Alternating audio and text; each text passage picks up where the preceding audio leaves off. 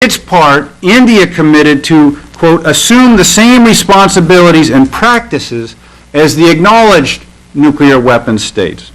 This includes a number of things and also a number of other things that haven't been well defined, but primary is that India will distinguish among all of its nuclear installations, India will distinguish and declare some as civilian and some as military. That hasn't been done.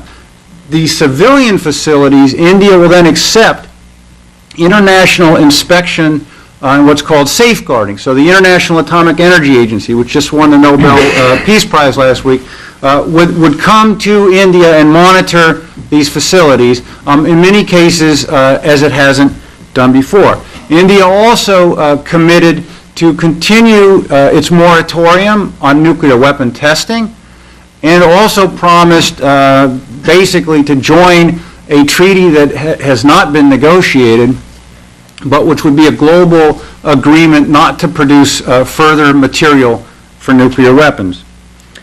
That's the basic outline. Now, like I say, there are more details, and then a lot of the detail here is now being contested. I would suggest that there are two basic elements of both the rationale and the deal that deserve support, and then two that are deeply flawed. I would applaud the administration's recognition of India's global importance and the desire by the United States and India to elevate the bilateral relations and to make India a major partner, a major focus of U.S. foreign policy. That is overdue.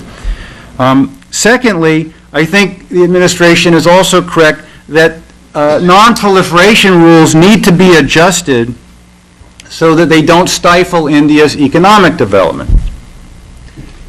Now, where I think the administration gets off track is, in many ways, it has framed or sold the partnership it seeks to create with India. It's sold that as an element of balancing China's rising power.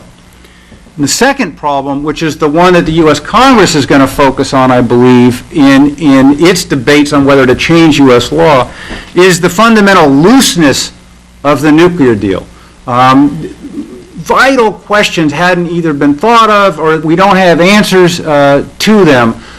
For example, what are the criteria by which India will decide whether to designate a facility civilian or military? Remember, if it's civilian, it has international monitoring and safeguard. If it's military, India says you can't come here. It's not obvious that the U.S. and India have agreed on what those criteria would be. So conceivably, India could say, everything here is military, no one can come near. That hasn't been had.